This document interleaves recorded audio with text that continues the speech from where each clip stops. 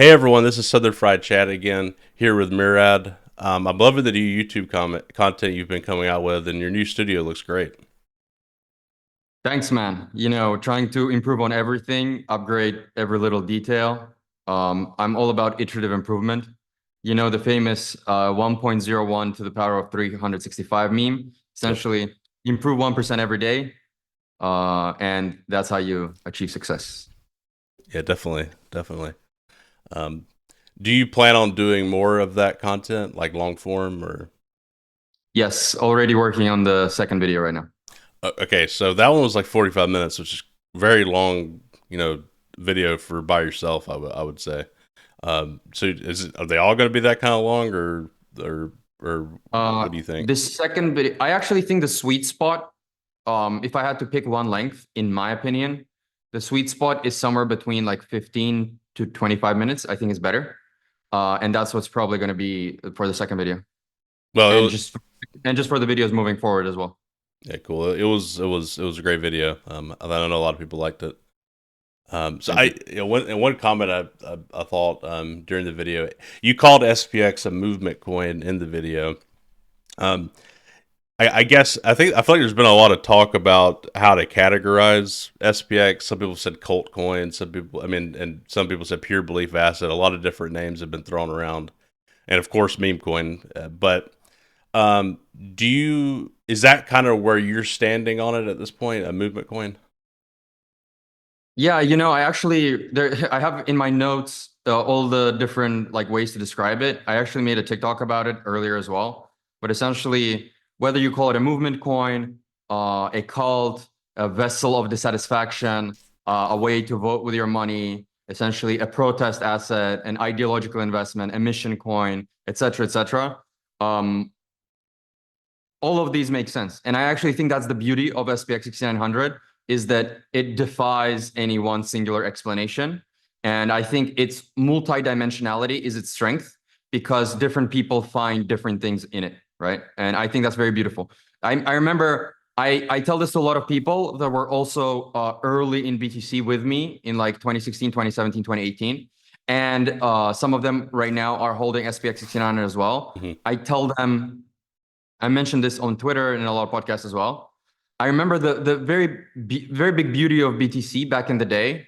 When you don't just hear about it for the first time, but when you like truly deeply dive into it. And I believe you are a Bitcoin maximalist as well. And so I'm sure you will understand where I'm coming from. When you first like truly dig very deeply into BTC, you are both amazed and interested in the fact that it's like monetary history, but it's also geopolitics, but it's also like thermodynamics, but it's also computer science and distributed systems, but it's also cryptography, but it's also like a bunch of different things, right?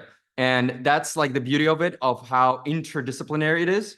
And the thing about SPX 6900 is I'm feeling that way for the first times in the last 7 or 8 years. And I think that's truly beautiful. Nice, nice. Yeah, I agree. It is very exciting. Speaking of that, how excited are you about the movement? Like, what keeps you excited, and how excited are you? Yeah, I'm super excited. We have to remember that right now we are still relative, like in the grand scheme of things, we are somewhat in an echo chamber, and we've just started kind of going from Twitter to other platforms. Actually, by the way, side note, if any Eons are watching this, I want to reiterate the fact that it's much more important for us to go harder on YouTube, Reddit, to a lesser extent, TikTok, Instagram, as well as offline, because I think that those are quote unquote a blue ocean for us in the sense that um, I think the people that we get from those channels are ultimately going to be much more loyal than people that are addicted to scrolling Twitter looking for short-term trading opportunities. If you catch my drift, Yep. and so we've gotten a good number of people on Twitter, but I think the real holy grail is YouTube and these other platforms. Yeah, Reddit and so on. Yeah, I know we've got these initiatives going on, but like, do you have any specific community initiatives that have you most excited, or like, do you would like to shout out? Do you think it's like cool and good work? There's two things I'll say. First of all, I want to give a shout out to Zaimaka, aka Sepstrail, who's doing a lot of wonderful things behind the scenes. I also want to give a shout out to Spacey, who's also working on a lot of wonderful initiatives behind the scenes as well, which you will hear about in the coming weeks and months. That being said, though, ultimately, one beautiful thing about SPX6900 in particular, which I really, really love, is the fact that there really is no like centralized board or like a centralized committee or anything like that. It's truly as bottom up as it gets, as opposed to top down, right? There's no people that are like, okay, team, on Thursday we're going to be doing this, and on Friday we're going to be doing this. It's really like everybody is like bringing to the table what they can and bringing their like talents to the table, and essentially everybody's a self-starter in that way, right? And it's truly emergent, and a bunch of different initiatives are like emerging in a decentralized way. I think that's very beautiful and honestly, much more in line with the original DAO vision than a lot of people that call themselves DAOs. Absolutely. And also, some of the most successful companies in the world move to a more flat framework, like a lot of the big tech companies. So being decentralized, we're extremely flat.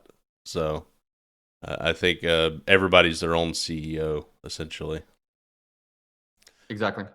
How you've obviously been influential on getting people involved and on the community, but how do you think you've influenced the community values specifically? You know, I've been trying to pass along the vision and the culture and the memetics that people before me in SPX 6900 fundamentally established, right? And what I mean by that is the likes of Baprol, Hype, Mung, Base God, Nicole, both Nicoles, in fact, they are the ones who, and a bunch of others, of course, they are the ones who kind of pioneered the vision initially. And I saw something special in their work. I really deeply resonated with the idea of believing in something, holding, diamond handing, really thinking more long term as opposed to the current zeitgeist of short term, right? And I think of myself as simply a growth investor slash an amplifier, and I'm just trying to kind of take their ideas and take their kind of culture that they pioneered and put a spotlight on it and kind of show it to a larger percentage of the world. So you don't necessarily think you're like inventing new values or anything like that. It's just continuing on the legacy and exemplifying I that. think everybody, I think every member of the Cognosphere, aka every Eon, aka every SPX 6900 holder, we are essentially like on the same frequency, and it gradually comes to this like one frequency. You know what I mean? Like, see, Yeah. these are like two people joining, and eventually they reach this like equilibrium. And generally, I really like the wholesome vibes in the community, the patient vibes in the community, the counterculture vibes in the community. And this is like quite rare in the modern world that, in my opinion, is homogenizing quite quickly and kind of becoming all the same and algorithmic and kind of slop in many ways, right? So I think every one of us is kind of bringing that to the table, and kind of we're finding that wholesome and long-termist middle ground. Essentially, I think it's like a hurricane, and SPX 6900, in my opinion, is the shelling point among altcoin investors that actually want to diamond hand and hodl and build something huge. Gotcha. Yeah, no, that definitely. What do you think of the concept of the network state? Um, Definitely a valid idea. Definitely something we're going to see more of in the future. I definitely resonate with it. I would say the core vision is that some of the current institutions in the world, like governments and banks and international organizations, due to the various accelerating effects of cryptography, blockchain, and AI to some extent, some of these are going to become like less influential in the future, and other decentralized organizations, aka network states, are going to fill some of those holes, right? So I definitely see something like that happening, and I do think of SPX 6900 as this kind of proto network state that's emerging right now. Yeah, that's where I was going to go with it. There's been a lot of talk about that lately on X, and I think it's definitely like Balaji. I think came up with the term. I think, but I feel like this is like one of the best examples of that. Like emerging, it's not fully realized, but um, I know you. Just to shift gears a bit, I know you identify as a libertarian. If you had to put a word to your political beliefs, I also know you're from Azerbaijan, which was a part of the Soviet Union. How influential is that political background of your country on you, your home country on you? You know, I mostly kind of grew up on the internet, um, forums, videos, blogs, etc. So I think it was more so the just constant reading as a teenager and in my 20s as well. It was mostly that I think influenced my worldview. I also spent several years in the United States, going to university and living for a couple of years afterwards. And America famously has a libertarian bent or some libertarian undertones as well. So that definitely influenced me also. Gotcha. Are you familiar with Professor Jiang? He accurately predicted Trump's victory in the recent Israel and Iran situation and several other things. I watched a couple of his videos, but it's on my reading list to kind of watch more of his work. Well, he made a recent video about how Yale traumatized him in the sense that the constant pressure of competing and succeeding essentially, basically sucked the soul out of him, and also made him think that he was like superior to other people. Kind of had a complex with that. I know you went to Princeton. Can you relate to that sentiment at all? I relate to it a little bit, for sure. Uh, but I try to look at it from a positive angle. So I honestly think that some of these departments at some of these Ivy League universities, they're more cutthroat than real world jobs. Yeah. So my kind of optimistic way or more positive way of thinking about it is if you kind of successfully survive that, then after you leave those programs, like the real world is going to be easier. Um, Almost like I think of it as a boot camp, right? But I really enjoyed my time at Princeton. I think it's a wonderful, wonderful experience. One of those things that money can't buy, honestly. And by the way, I'm quite obsessed with the idea of things that money can't buy. And I like making lists of things that money can't buy because I think those are like the true luxuries in life, like running a marathon or being healthy or having like a loving partner or having like healthy children, right? These things that you or achieving like enlightenment in spiritual terms or in Buddhist terms, right? There's like these 10 or 20 things in the world that you can't like you're on the same level playing field as a billionaire, right? Largely. Hmm. And so I think that's the real wealth, And I think top 6 or 7 universities in the United States, they're so wealthy on their own that you can't even really bribe your way into them. So I'm quite happy that I got to experience my years there. Awesome. How do you think it? I mean, you think it influenced you? I guess quite a bit. Princeton. Yeah, for sure. It's very hyper capitalist and cutthroat, just like you mentioned. Um, the campus is absolutely beautiful as well. There was great deflation in every class, which means that only a certain percentage of people were like allowed to be handed out A's and A minuses. So it's like very competitive. A lot of other universities in the Ivy League, I believe, have great inflation, which means that the super majority of the class can get A's sometimes.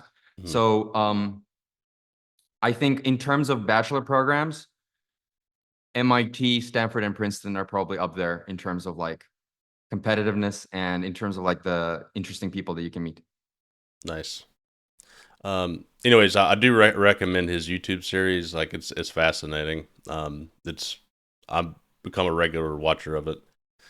What is the most To shift gears again, what is the most compelling reason that SPX is most similar to Bitcoin? It shares a lot with BTC. First of all, SPX right now reminds me of BTC in like 2013, 2014, 2015, where it has these like cypherpunk and cyberpunk undertones and aesthetics. It is like very countercultural. It is kind of against the modern zeitgeist in a way. It is um, also, in my opinion, what BTC did to gold, I think SPX 6900 is doing to GME, essentially like a 10x improvement in its product, right? And also, the most important similarity, in my opinion, is trying to develop this culture of diamond handing, which ultimately I think is the most powerful thing you can achieve in your community. What do you think about the meme that's been popular in the community? You got regular gold, you got digital gold, Bitcoin, and then you got spiritual gold, which is the claim that SPX 6900 is. What do you make of that? I think, yeah, I think that's an interesting meme. Again, that's like one of the 39 ways that you can describe SPX 6900. And there are so many more. But I like to say that over the past 5 years in the crypto space, there's been a lot of talk about tokenizing, real world assets or tangible assets like real estate and bonds, etc. But I think that's kind of boring, actually. I think the more interesting stuff is tokenizing the intangible. And even though to many it's going to sound like a bit woo-woo, I Mm. think what SPX is doing is like an early glimpse into tokenizing spirituality, tokenizing community, tokenizing belief, tokenizing faith, um, tokenizing ideology. And essentially, these are more intangible things that you can't physically touch, but are nevertheless, in my opinion, are very valuable.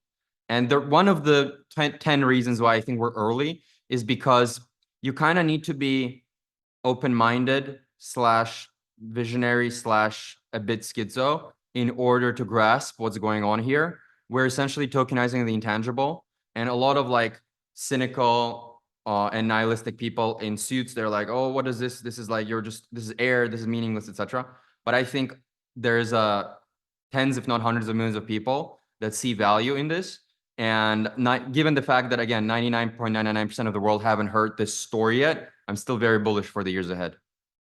Yeah, it's. I mean, I've spoken to a lot of people on the podcast, and recently someone said that they have found meaning, and I've heard that a lot actually, purpose and meaning. But they went a little bit farther and said it's given them a belief system. They went that far with it, and they said they didn't have a good moral framework to the world. They were like 24, 25, and this has given that to them from the a lot of the the core values of the community. I just thought that was powerful, and it was the first time I heard somebody go that far with it. Like it gave them things to live by.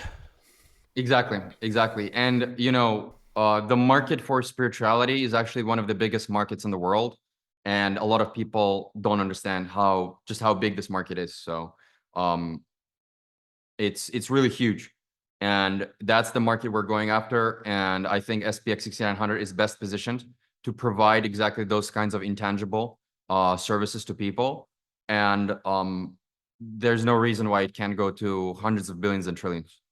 The interesting thing is, it's I think the capture of value from a spiritual perspective, the decline in spirituality is exactly why SPX will succeed. If everyone was still involved in organized religion, I don't think there would be as much to capture there.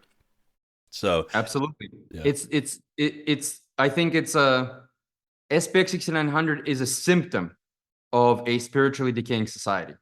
And it's like an escape hatch for people that actually want to believe in something. It's an escape hatch for people that want to be like purer than average, essentially. I actually believe everybody wants to believe something deep down, whether they realize it or not. If they're too, that you may be too cynical to ever even realize it, but I do believe everybody wants to believe in something bigger than themselves.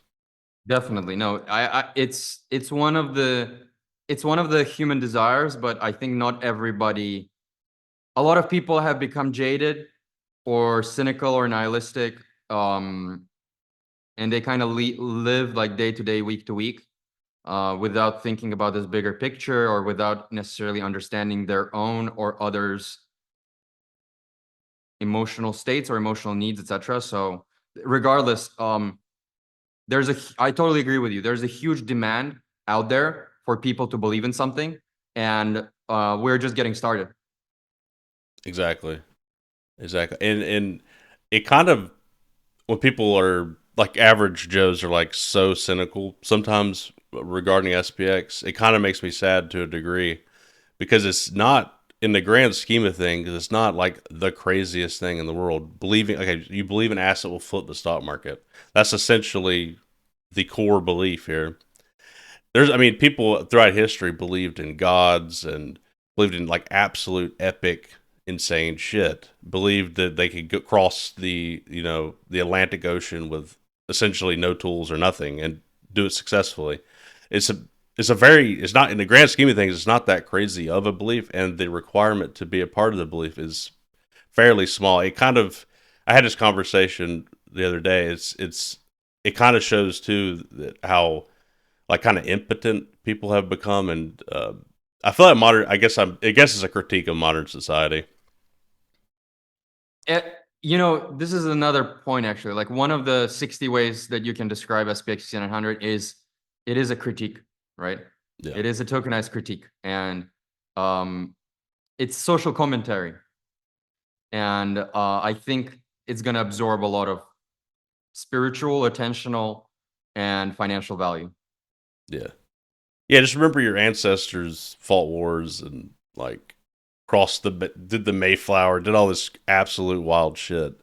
All you have to They do also is they survive they number go down a little bit, like occasionally red. That's all exactly. you got to do.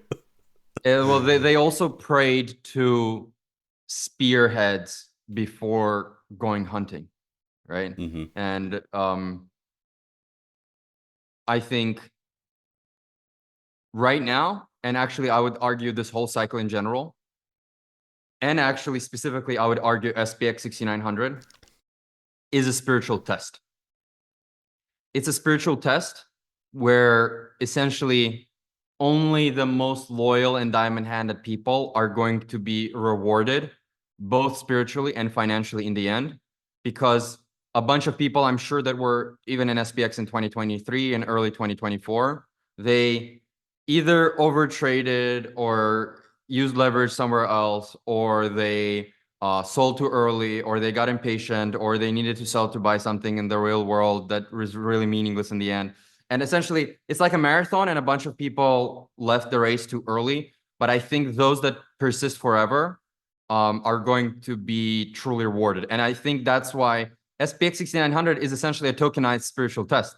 That's another way to look at it as well, right?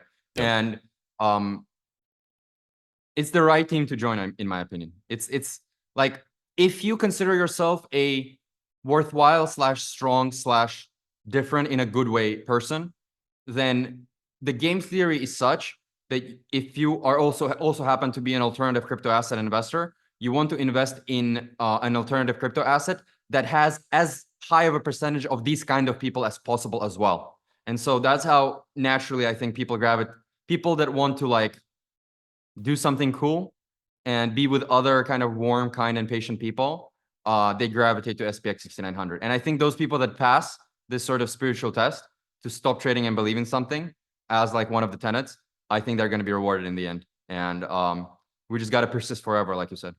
Thank you for watching or listening to Persist Forever. Episodes are exclusive to YouTube for 1 week. Please consider subscribing to my channel at Southern Fried Chad.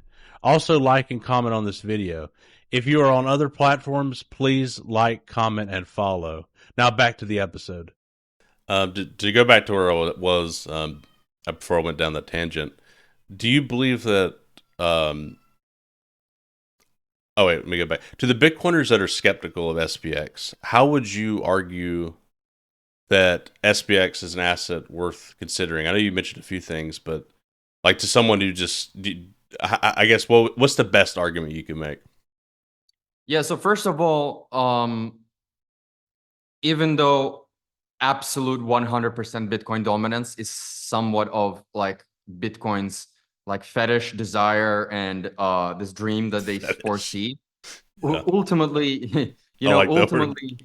yeah, ultimately, altcoins are going to continue to exist whether people like it or not. That's just the reality of the situation. And more importantly, I think coins like Doge, XRP, and GME have proven a few things. First of all, that there can be multi-cycle coins that make new highs in subsequent cycles. Second of all, there effectively exists demand for people to locally, in terms of space and time, to come together and to essentially create these parabolas, in my opinion, as a way to survive, right? I think it's a financial and a cultural counter reaction to what's going on in the world. And I think SPX6900 is simply the next iteration of GME that, in my opinion, can become much bigger. Yep. Do you, so like we mentioned, we're Bitcoin maximalist. One of the ideas is hyperbitcoinization, which I think there's different interpretations of that. There's, like you said, the fetish belief, like, oh, everybody, if you don't have Bitcoin, it's over. You know, it's like Bitcoin citadels, and if you're outside of it, you're screwed. I think there's also other interpretations. It's like everything will be priced in Bitcoin. Essentially, fiat would be dead. That's more what I'm talking about. So basically, everything priced in Bitcoin. Do you believe that will happen at some point in the Yeah. future? Yes. Okay, so how does SPX fit into that world? I mean, just because something is priced in BTC doesn't mean its price can't go up. I mean, altcoins are still going to exist even if BTC is going to become the unit of account. Exactly. Yep. Yeah. I mean, so this is the way I think about it, right? This is kind of my view. Because we kind of live in this fucked up late capitalist fiat driven era, a lot of like the very nature of markets and prices and finance in general is kind of dislocated from fundamentals. And I think that the further we get into this late fiat capitalism, the less things are going to be about, price to earnings and dividends and revenues and things like that. And the more they're going to be about attention, mimetics, and belief. Essentially, what I believe what people are doing in a way with some of these strong crypto assets is essentially these are first and foremost tokenized communities where people come together in order to be stronger together rather than individually, right? It's a 1 + 1 = 3 situation. It's a 1 + 1 + 1 = 9 situation. Do you understand? Yep. And essentially, it's like you see this type of trope in films and sci-fi and fantasy and anime a lot, where it's like a dragon is a gigantic dragon is attacking a bee, and the bee is seemingly small and weak, and then the bee kind of flies over the tree, and as the bee flies over the tree, millions of other bees appear, and then collectively the bees start to create a swarm that is also shaped as a dragon, but this new dragon is bigger than the initial dragon. Does that make sense to you? Yeah. And I think this is exactly what SPX 6900 is trying to do. You know what I So the mean? dragon would be the big evil fiat or the big corporations or whatever you want to call it. And the swarm of bees is the hive mind. Exactly. Yeah. That makes And sense. that's exactly what it is. And I mean, the same logic applies to both BTC and it applies to SPX 6900. But ultimately, what I'll say is if we get to a world that is hyper Bitcoinized, I think fundamentals and cash flows will start to matter a lot more because there's going to be Yeah. more of an equity driven world and less of a credit driven world. And money printing will be impossible or much harder to pull off, etc. And I think people will become like more patient and cash flow will matter more, and these like Benjamin Graham style security analysis fundamentals will matter more. But until then, that's like realistically, that's like 20, 30 years away, right?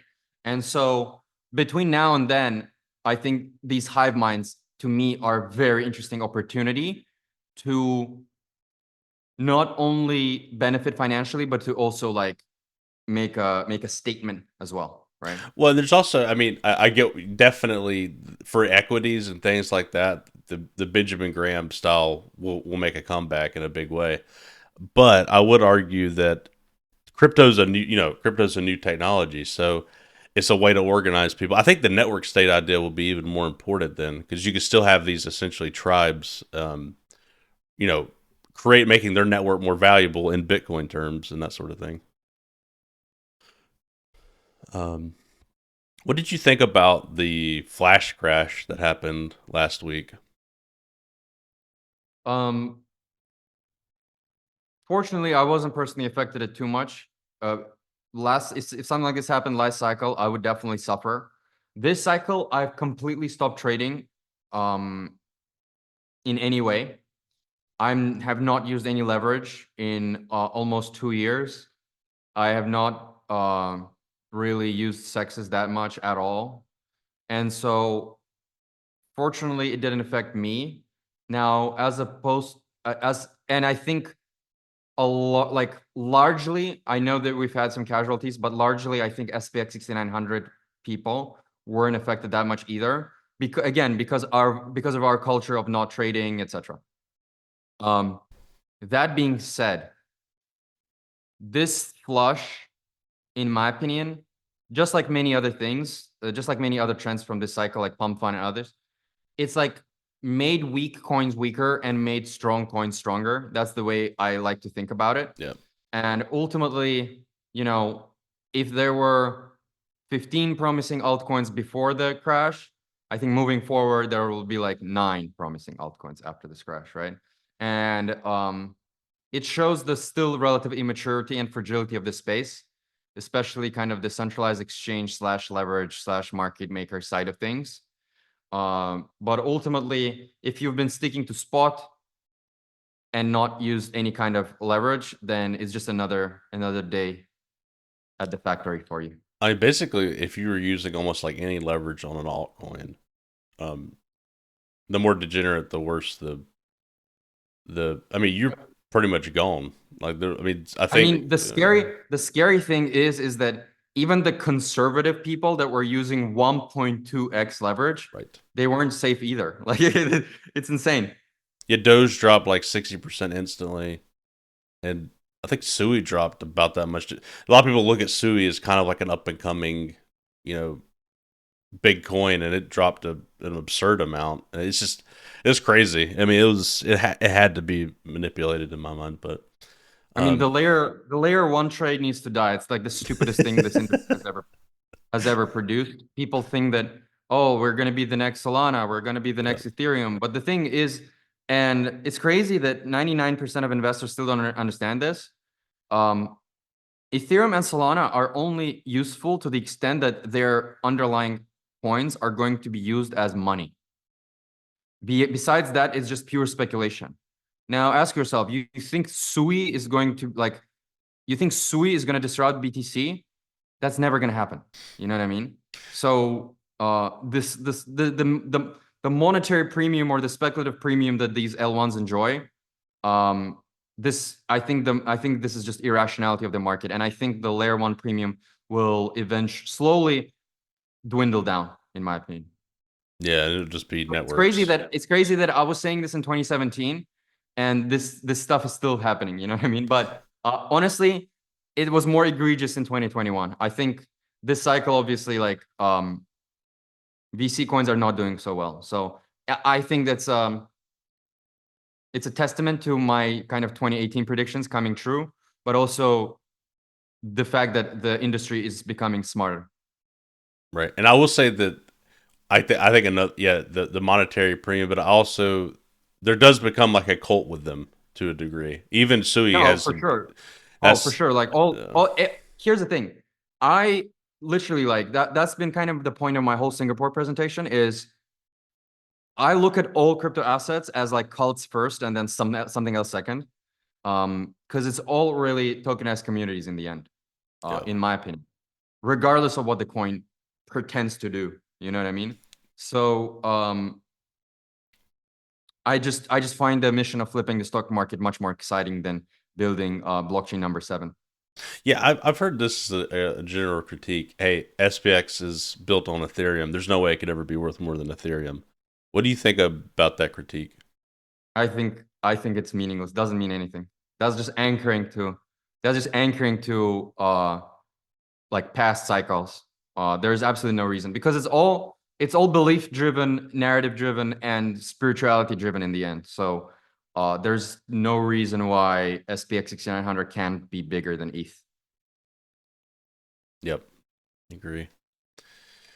How bullish are you for the next, we'll say, 6 to 12 months, short term? I'm bullish. I think BTC to 200K. Nice. I think you said two. I think it released at some point. You said 200K by GTA 6. I think so. I think it comes out I in think May. so. Well, I mean, let's see what we get, but I think so. Cool. Cool. Well, I know Peter Schiff has been dancing on the crypto grave recently, so that's usually a good sign. He's just attention farming. Just ignore him. I think he's funny, but do you buy into I the think idea? I Oh, think he sorry, go holds. ahead.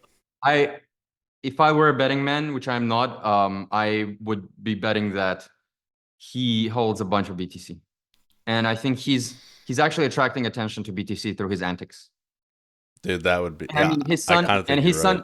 his son is a BTC maximalist, so Apple doesn't fall too far from the tree, I think. I kind of think you're right. He's a gold seller, so he has to pretend. Yeah, I mean, it's all he's like he knows what he's doing. He's just poking the hornet's nest, and therefore kind of attracting attention to both gold and BTC in a way.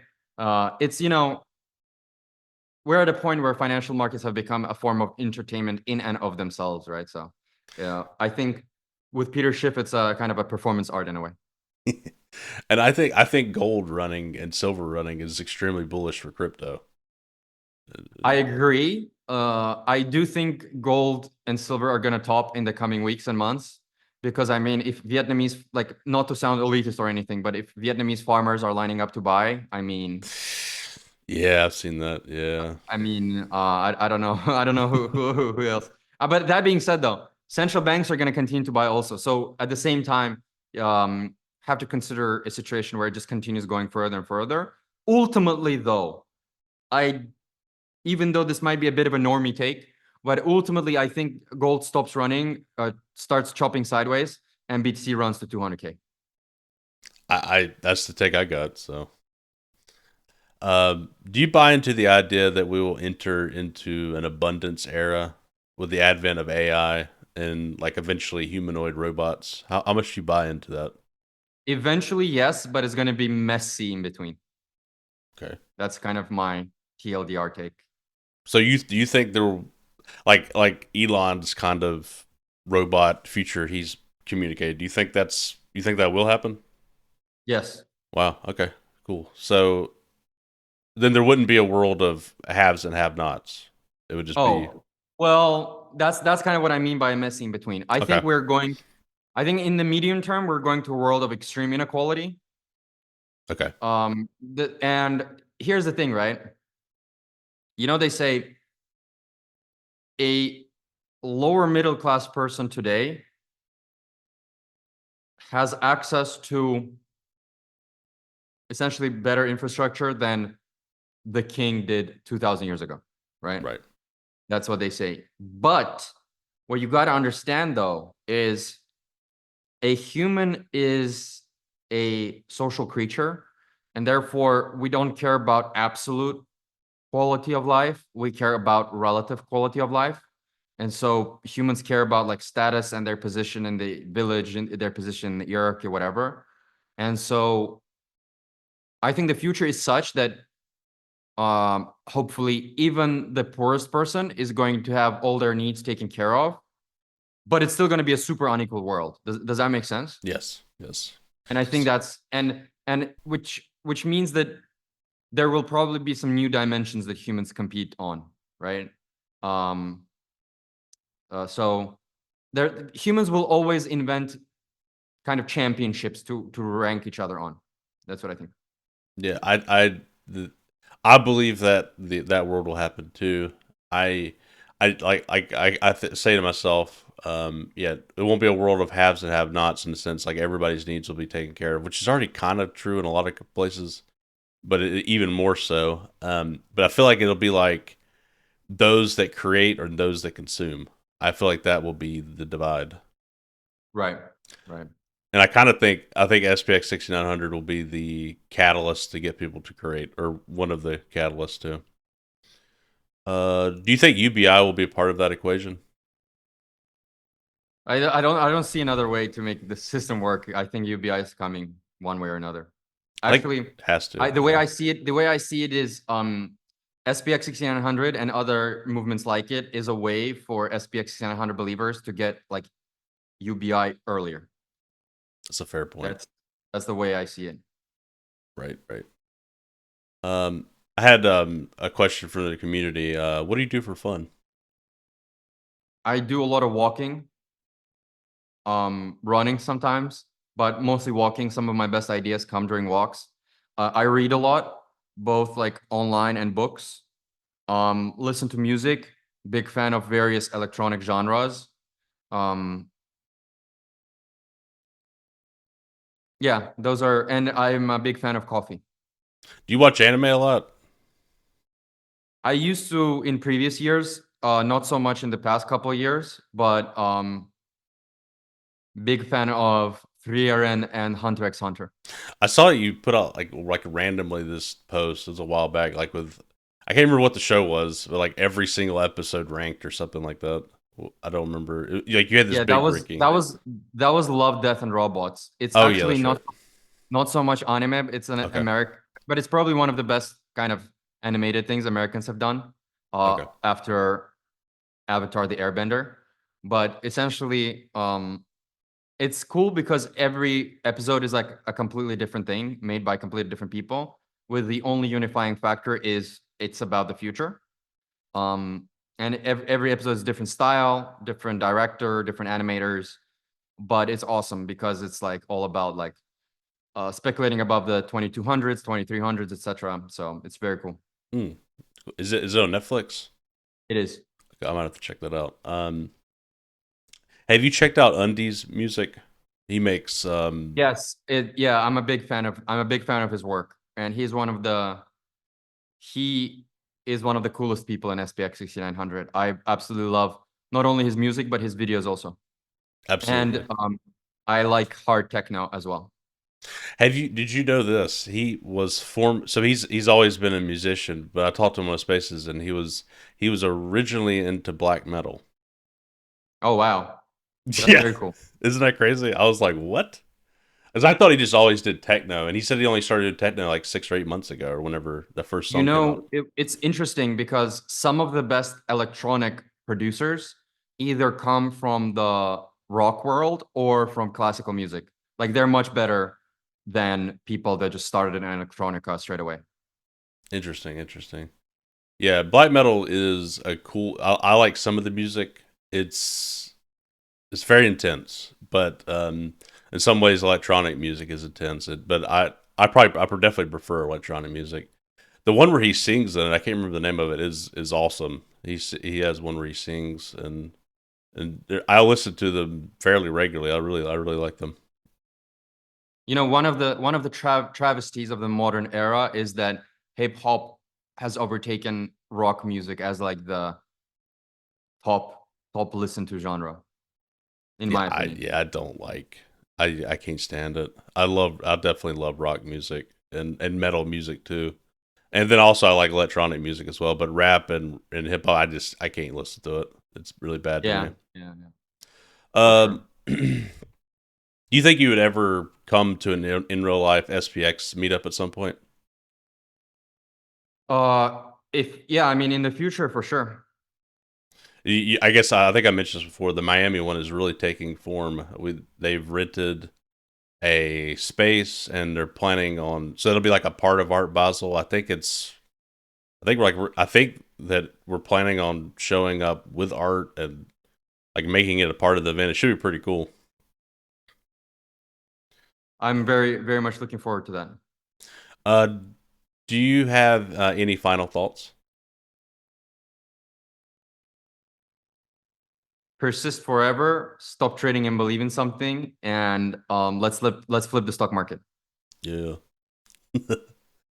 I appreciate you coming on again. I'm definitely looking forward to our next talk in a month.